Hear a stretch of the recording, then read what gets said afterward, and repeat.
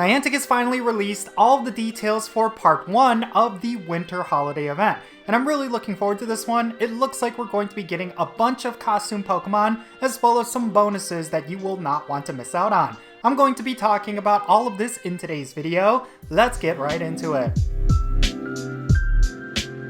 Alright, how's it going everyone? It's me, it's Jinsula. I hope you're having a good day and welcome to today's Pokemon GO video. Today we're going to be talking about part 1 of the winter holiday event.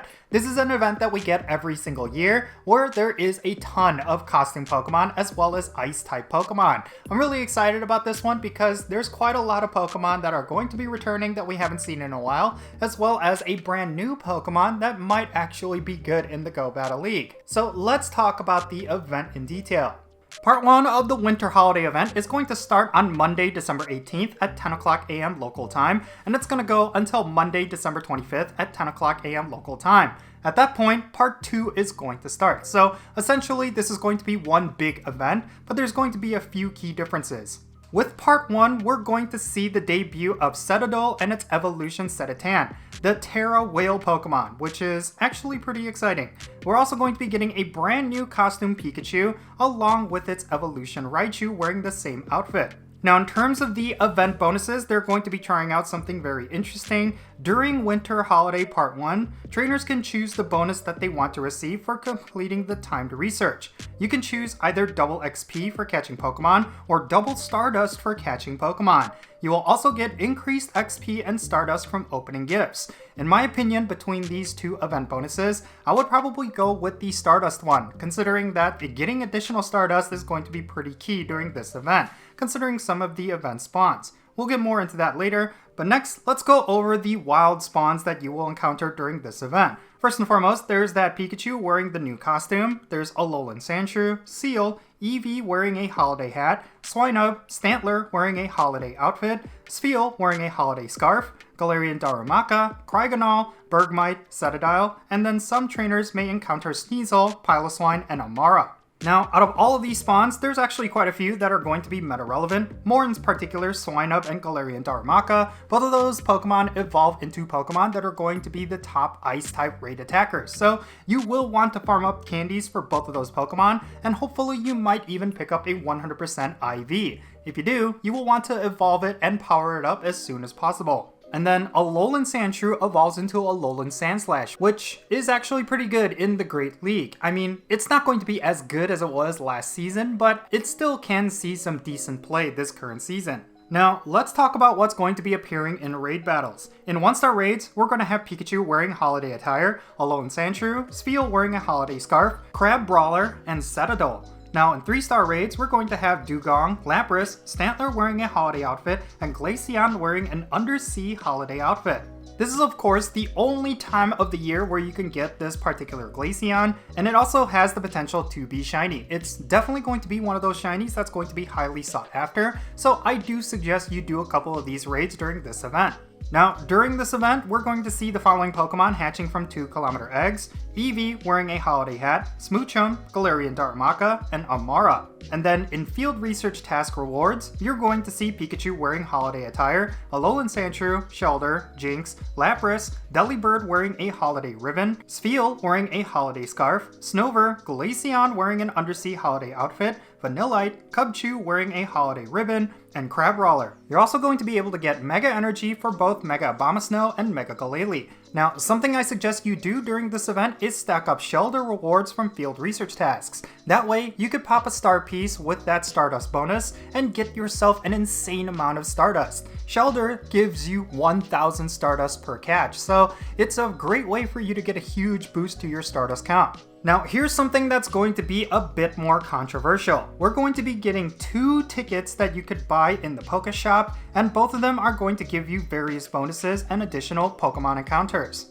For $2 USD, you're going to be able to do a timed research that's going to award you with encounters with Spheal, Cryogonal, and Psyduck, and it's also going to give you 2 premium battle passes. There's another ticket that's going to be available that's going to give you 2 times candy for catching Pokemon and various event-themed Pokemon encounters. So basically, there's going to be 1 ticket that's going to award you with Pokemon as well as 2 premium raid passes, and another ticket that's going to give you a 2 times candy bonus. I don't necessarily know how I feel about that. Considering that there's just been so many paid timed research tickets lately, it just seems like this is just another money grab. The good thing is, these tickets are pretty much optional. It's not like they're giving you any exclusive Pokemon through these tickets, and they're basically just there for people who are willing to spend the money. And then finally, there is going to be Pokestop showcases that are going to feature Pokemon from this event. Now, this event was not the only announcement that Niantic recently made. We're also going to be getting another raid day, but this time it's going to be featuring the Pokemon Wyrdeer. So, during the holiday event, we're going to be getting a raid day featuring the Pokemon Wyrdeer. This is going to be happening on Saturday, December 23rd from 2 o'clock p.m. to 5 o'clock p.m. local time. The featured Pokemon for this raid day is going to be Wyrdeer, and its shiny form is also going to be available as well. I'm really hoping that the shiny rate is going to be as good as it was for Hisuian Samurott, because that was actually really cool. The fact that the shiny rate was high enough where you were almost guaranteed a shiny as long as you're doing a bunch of these raids. Now, let's go over the event bonuses for this raid day. We are, of course, going to be getting Wyrdeer raids pretty much everywhere, and we're also going to be getting an increased chance of encountering its shiny form. I feel like this is the same wording that they used for Hisuian Samurott, so that's actually pretty exciting. You're also going to be able to get up to 5 additional daily raid passes from spinning gym photo discs during the event, so that's actually something you should pay attention to, because even if you do not care about doing any Wyrdeer raids, you can still pick yourself up 5 additional free raid passes, and you could use those for pretty much any raid during the day. Just keep in mind that they're only going to be available for up to 2 hours after the raid event ends. Also, the limit to the amount of remote raid passes that you can do is going to be increased to 10, starting on Friday, December 22nd at 4 o'clock p.m. PST, and it's going to go until Saturday, December 23rd at 7 o'clock p.m. PST.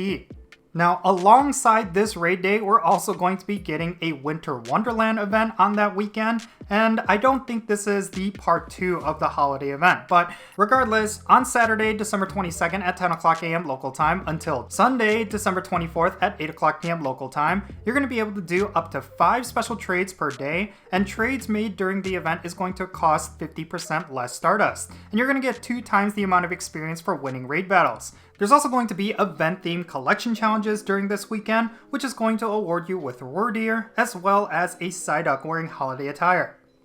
Alright, so what are my overall thoughts regarding everything? Well, I do not like the idea of there being more paid timed research tickets, but at the same time, I think they're not necessarily that important. Like, they're pretty much optional, and I do appreciate that. But in terms of the bonuses, in terms of the spawns, I think there's a lot of things that we can look forward to, and I think this event is actually going to be a good one. I'm really curious to see how part 2 is going to go, and it does seem like there might be some carryover from part 1, so yeah, we'll just have to wait and see, but I would love to know your thoughts regarding everything that I talked about down below. What in particular with this winter holiday event are you looking forward to, and what is something that you just simply do not care about? Definitely share all of those thoughts in the comments down below, and let's have a great discussion. And thank you so much for making it to this point in the video. If you ended up enjoying it and found it to be informative, make sure you hit that thumbs up button and subscribe if it's your first time here. And don't forget that little bell so you can stay up to date on whenever I upload videos. And I want to give a quick shout out to all my patrons on Patreon. You make this channel content possible. If you want to support my channel in any way, big or small, then make sure you go and check out the links in the description below. For all my patrons, they get a permanent spot on my in-game friends list. So if you want to interact with me in some way within Pokemon GO, like with remote raids or the friendship system, then make sure you go and check out my Patreon. Also, if you want to support my channel in a big way without spending any money, you could always do so by following me on social media. My handle is @Jinsula, and I'm on these following platforms. Alright, and that's going to be it. I'm Jinsula. Be safe, have fun, love yourself, and I'll catch you all next time.